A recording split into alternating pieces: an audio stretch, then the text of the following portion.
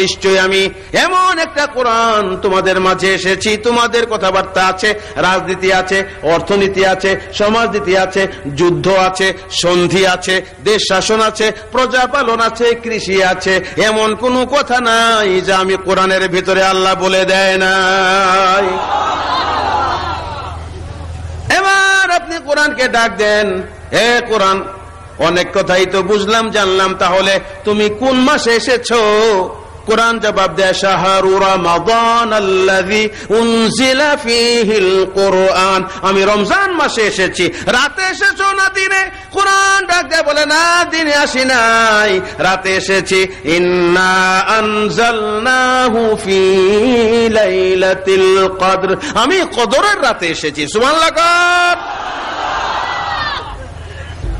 ভাইরা আমার, এবার আসেন, এই কোরআন কার উপরে এলো? নবী মুহাম্মদুর রাসূলুল্লাহ। এবার আসেন, কোরআন আমার আপনার উপরে আসে নাই, এই ঘরের যিনি মালিক নবী মুহাম্মদুর রাসূলুল্লাহ, জোরে বলেন সাল্লাল্লাহু আলাইহি ওয়াসাল্লামের উপরে কোরআন এসেছে। কিভাবে আসলো? দিল নরম করেন, বড় দুঃখ সামনে। নবীর উপরে কোরআন এলো। আল্লাহর নবী সাফা পাহাড়ের কোনায় বসে কোরআন তেলাওয়াত শুরু করে দিলেন। মক্কার কুরাইশ নেতা আবু জাহেল জ্বালাময়ী বক্তৃতা শুরু করে দিল। কোরআন তেলাওয়াত শুরু হওয়ার সাথে সাথে আবু জাহেলের বক্তৃতা রেখে লোকেরা, কাফের এখনো মুসলমান হয় নাই, দৌড়াইতে দৌড়াইতে যাইয়া নবীর পেছনে দাঁড়াইয়া কোরআন তেলাওয়াত শুনতে শুরু করে দিল। আবু জাহেল ডাক দেয়, আবু সুফিয়ান, এ আবু লাহাব, লোকেরা আমার জ্বালাময়ী বক্তৃতা বন্ধ করে গেল কোথায়? আবু সুফিয়ান আবু লাহাব ডাক দিয়ে বলে, আবু জাহেল, যত জ্বালাময়ী বক্তৃতা করো লাভ হবে না। আব্দুল্লাহর ছেলে মুহাম্মদ কোরআন তেলাওয়াত শুরু করে দিয়েছে, লোকদেরকে শিকল দিয়ে বেঁধে আটকানো যাবে না। বলে, দাও তরবারি। এই যদি হয় মুহাম্মদের কোরআন, তাহলে মক্কার জমিনে আমার বাপ দাদার ধর্ম থাকবে না। চলো, হয় আজকে মুহাম্মদ থাকবে, না হয় আমি আবু জাহেল থাকবো। দাও তরবারি। সবাই কর নাউজুবিল্লাহ। রাখে আল্লাহ, আরো জোরে, রাখে আল্লাহ, মারে আল্লাহ। এটার উপর ঈমান রাখবেন।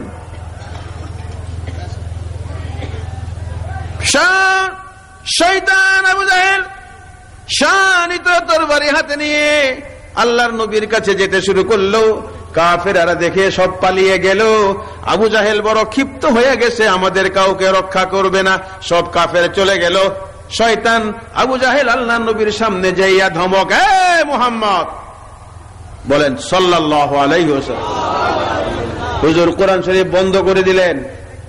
কি হয়েছে আবু জাহেল? বড় চিৎকার করছো।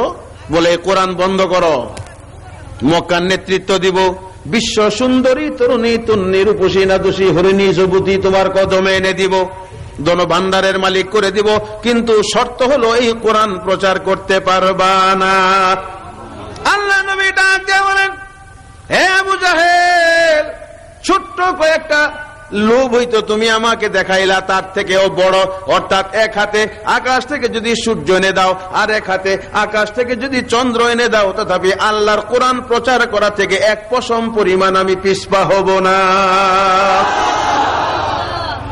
হুজুর ইমানের ভাষায় কথা বললেন, আবু জাহেলের ভাষায় কথা বললেন। আবু জাহেল বুঝলো না, নবীকে লাইনে আনা যাবে না, ওকে খতম করে দিতে হবে। নাউজুবিল্লাহ বলেন। শয়তান আবু জাহেল নবীর সামনে অনেকখানা ভাব দেখাইল, সে চলে গেছে। আসলে শয়তানটা চলে যায় নাই। সাফা মারোয়া দুই পাহাড়ের মাঝখানে বিরাট বড় একটা পাথরের পাহাড়। ওই পাথরের পাহাড়ে যাইয়া শয়তান আবু জাহেল বিরাট বড় একটা পাথর মাথার উপরে উঠাইয়া নবীর পেছন দিক দিয়ে আসতেছে। এই বড় পাথরের আঘাতে আল্লাহ নবীকে দুনিয়া থেকে বিদায় করে দেবে। দুহাত প্রসারিত করলে যত বড়, তার থেকেও বড় এক পাথর পাহলোয়ান শক্তিশালী আবু জাহেল মাথায় করে আনতেছে। এই পাথরের আঘাতে কোরআন তেলাওয়াত করার কারণে নবীকে দুনিয়া থেকে বিদায় করে দেবে। এই আবু জাহেল মার্কা অনেক কাজকর্ম আমাদের দেশে কোরআন পড়ার কারণে অনেক আলেমদের উপরে এই দেশে অত্যাচার হয়েছে কি হয় নাই? জোরে বলেন, হয়েছে কি হয় নাই? ভবিষ্যতে যাতে না হয় সাবধান করে গেলাম, ভবিষ্যতে যাতে না হয়। কারণ আমার আল্লাহর মায়ের, বড় আসতে বললেন, আল্লাহর মায়ের, আল্লাহ যাকে ধরে 12টা বাজায় আসে।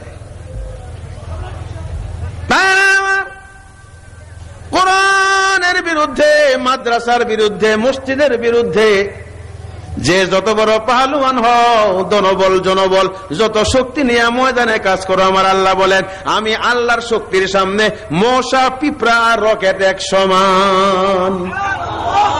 পিঁপড়ারে আল্লাহ যেরকম মনে করে, রকেটও আল্লাহ এমনই মনে করেন। সর্বশক্তিমান জুড়ে বলেন কে? ইন্নাল্লাহা আলা কুল্লি শাইইন কাদির। আবু জাহেল যায় নবীরে মারতে, আল্লাহ কয় না, তুমি মারতে পারবা না।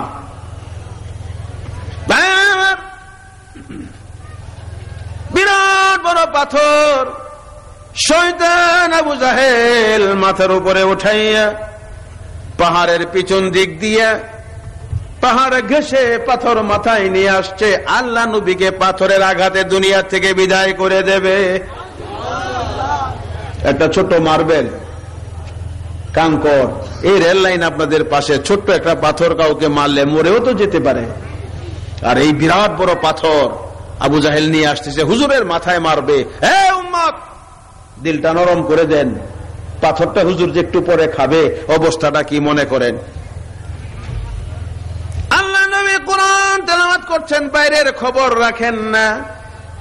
শয়তান আবু জাহেল নবীর পিছনে এসে দাঁড়াইয়া পাথরটা মাথার উপরে উঠে এমন জোরে আল্লাহ নবীর মাথায় মেরে দিল। একটা পাথরের আঘাতে আল্লাহ নবী আর বসে থাকতে পারলেন না, হুজুর শুয়ে পড়লেন। সম্পূর্ণ মাথাটা ফেটে গেল, রক্তের বন্যা।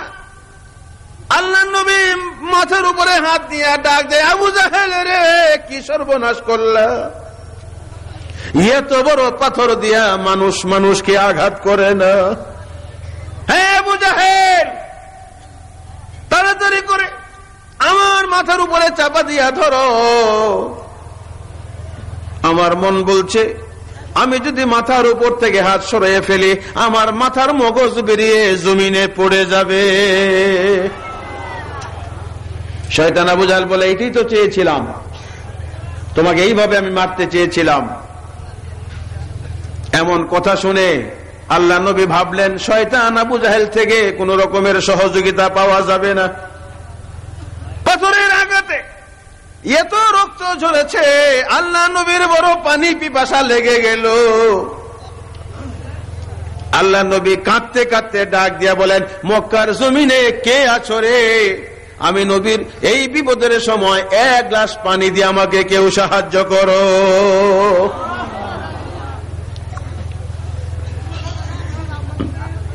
শয়তান আবু জাহেল সঙ্গে সঙ্গে ঘোষণা করে দিল, খবরদার, এক গ্লাস পানি তো দূরের কথা, এক ফোঁটা পানি নবী মুহাম্মদকে যদি কেউ দিয়েছ, মক্কার কুরাইশ নেতা আবু জাহেল ঘোষণা করলাম তাকে আমি আস্ত রাখব না। সমস্ত মানুষ থরথর করে কাঁপতে লাগলো। নবীর প্রতি মায়াও আছে, পানি নিয়ে আসতে কেউ সাহস পায় না। নবীর আপন চাচা আমির হামজা এখনো মুসলমান হন নাই। একটা শিকারে গেলেন, এত বড় শিকারী ছিলেন, হরিণ হরিণী দেখে ধমক দিয়ে ডাক দিলে দাঁড়াইয়া যাইতো, তীর মারা লাগতো না। অনেক দূরে একটা হরিণী দেখে ধমক দিয়ে বলল, রুক যা। হরিণী দাঁড়াইয়া আকাশের দিকে তাকাইয়া ডাক দিয়া বলে, আল্লাহ রে, আমি হরিণীর তো জবান নাই, আমার জবান খুলে দাও, নবীর চাচা আমির হামজাকে নবীর দুঃখের কথা জানাইয়া দে। আল্লাহ, আল্লাহর কুদরতে হরিণীর জবান খুলে গেল। হরিণী একটা দৌড় দিয়া আমির হামজার সামনে যাইয়া বলতে লাগলো, পকড়নে সে মুঝে ক্যা কম আয়েগা, মদদ করনে কো যা নবী মুহাম্মদ কা, দুশ্মন নে আজ উনকো ইতনা ইজা दी, जिस पर रोता है खुदा का नबी। ए আমির হামজা, কয়টা হরিণ চাও? বিকাল বেলা হাজার হাজার হরিণ হরিণী তোমার বাড়িতে চলে যাব। আর একটা সেকেন্ড দেরি করো না, তাড়াতাড়ি যায় দেখো শয়তান আবু জাহেল বিরাট বড় পাথর দিয়া তোমার ভাতিজা মুহাম্মদের মাথাটা ফাটাইয়া দিছে। পরিষ্কার বুঝতে পারে নাই, কিন্তু মুহাম্মদ নাম পরিষ্কার বুঝলো। লাফ দিয়া ঘোড়াতে উঠলো, ঘোড়াটা এমন জোরে দৌড় দিতে লাগলো। আমির হামজা ডাক দিয়া বলে, ঘোড়ারে, এর আগে কত চাবুক মারলাম, এত দ্রুত গতিতে কোনদিন তুমি দৌড় দাও নাই। কারণ কি? কিতাবওয়ালা লিখেছে, ওই সময় ঘোড়াটা হয়তো বা বলতেছিল, আমির হামজা, তুমি জানো না তোমার ভাতিজা মুহাম্মদ শুধু তোমাদের জন্যই নবী না, আমাদের মতো গোড়া গাদার জন্য আল্লাহ তাকে নবী বানায়া পাঠাইছে। এক দৌড় দিয়ে ঘোড়া আমির হামজার বাড়িতে হাজির। আমির হামজার বিবি লাফ দিয়া ঘর থেকে বেরিয়ে স্বামীর পা দুইটা বুকে জড়াইয়া কাঁদতে লাগলো, স্বামী গো, নামতে দেব না। কেন রে বিবি, নামতে দিবি না? বলে, ওই সাফা পাহাড়ের কোনায় নিচে তাকাইয়া